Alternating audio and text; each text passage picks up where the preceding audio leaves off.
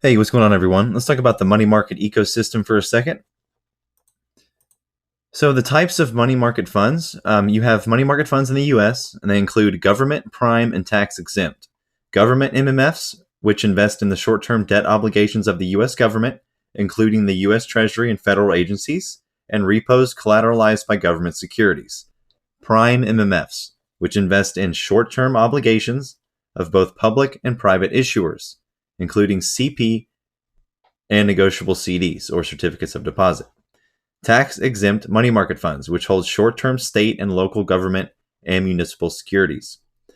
All funds are required to maintain weekly liquid assets, or WLA, of at least 30% of total assets. Government and prime funds also must maintain daily liquid assets of at least 10% of total assets. All prime and tax-exempt funds have provisions that allow the boards of these funds to impose liquidity or redemption fees of up to 2% or to temporarily suspend redemptions if WLA or weekly liquid assets falls below the 30% minimum required. So we also have types of money market funds in the EU, which include standard and short term, and they're structured on the basis of the EU Money Market Fund Regulation, or the MMFR, and fall under two broad categories that I just mentioned based on the residual maturity of the assets they invest in. So number one, the standard MMFs are VNAV funds, which are variable net asset value and have a 6-month limit on the weighted average maturity, or WAM, of their portfolio. Two, the short-term MMFs, which are subject to a 60-day limit on the WAM of their portfolio.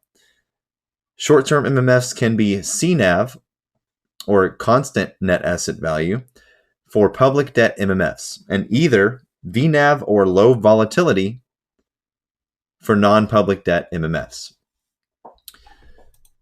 So types of money market funds in China, Japan, and South Africa. Chinese MMFs are typically CNAV, although one VNAV fund was established in 2019. Chinese MMFs are mostly held by retail investors, although the share of institutional investors has been growing. MMFs can invest in bank deposits, repos, central bank bills, and non-convertible debt with a maturity of up to 1 year, and in bonds, debt financing instruments of non-financial corporates, and asset-backed securities with a maturity of up to 397 days. They have liquid asset requirements of 5%. In Japan, money market funds are used by broker-dealers for the purpose of settlement and pooling of retail investor cash, as these broker-dealers are not allowed to accept deposits. Given this specific purpose, money market funds are structured as continuous net asset value, and their weekly liquid asset ratio requirement stands at 30%. Money market funds in South Africa are mostly continuous net asset value and are accessible to both retail and institutional investors, with an increasing uptake by institutional investors such as corporate treasurers. So to reiterate, we have the United States, we have government prime and tax exempt, we have the EU, we have standard and short term, we have China, which mostly constant net asset value held by retail with growing institutional share.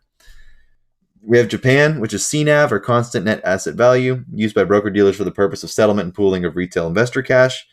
And then we have South Africa, used by retail and institutions with recent uptick in institutions.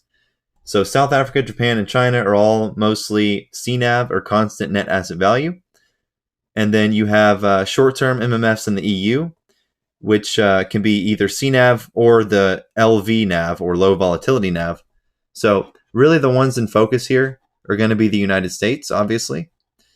But the CNAV used, or the purpose of CNAV used by Japan, is basically what we're seeing today. They're hoarding all this cash, not because it's a problem, because they have to. So US funds and how they classify. So prime, tax exempt, and government MMFs in the US are all stable NAVs. So prime, tax exempt, and government, all stable NAVs, meaning they all keep a stable net asset value. Like your XTSLA funds that we see out of BlackRock, it always has that dollar NAV. That's a C NAV. So non-government MMFs used by institutions have variable NAVs. So if it's a retail fund, it's going to be stable NAVs. If it's a non-government fund used by institutions, it's a variable NAV. All funds are required to maintain weekly liquid assets, or WLA, of at least 30% of total assets. Government and prime also must maintain daily liquid assets of at least 10% of total assets. That's why they need the cash. So an explanation straight from the FCB.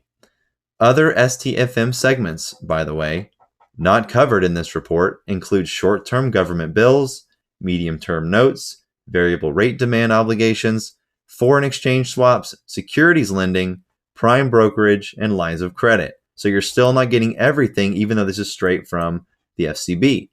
Great. The repo market brings together, and this is a very important paragraph here. I want you to read this. The repo market brings together institutions that seek short-term funding, especially to finance securities, for example, pension funds, hedge funds, and insurance companies, and investors that provide cash against collateral, or money market funds, or corporate treasurers. Banks and broker-dealers are also significant users of repos to fund their other activities. That's vague. Most of the repo collateral consists of government securities, but it can also include other types of securities. Repos secured by U.S. Treasuries can be cleared by a central counterparty or not, dealer to client. The settlement of the trade can take place on a tri-party platform or bilaterally. We see most of the demand in a tri-party form. In the EU, around 70% of repo turnover is cleared by a central counterparty, and in the US, the cleared segment is the largest one. Repo contracts are often conducted on an overnight basis and tend to be rolled over. For example, in the US and EU, overnight repo is by far the most frequent trade, but longer maturities are also present. Central counterparties concentrate on short-term trades, while longer-term trades tend to be bilateral. So again, short-term trades, tri-party, longer-term, bilateral. What do we see going on in the repo market? Tri-party. So the cash in the system is the problem, but they need the cash is what the misconception is because of the tri-party aspect. So they're hoarding cash because they have a lot of reason to. There's not a liquidity problem, or there is a liquidity problem because there's an underlying collateral problem. That's why we see the market decaying basically. So, anyways, that's all I have for this one, and I hope that helped. This is literally straight from the source here. So if you're one of those douchebags thinking I'm making this up, I'm not. The source is right here. So you can argue with the document if you'd like. I'll leave the link right here. Have a good one.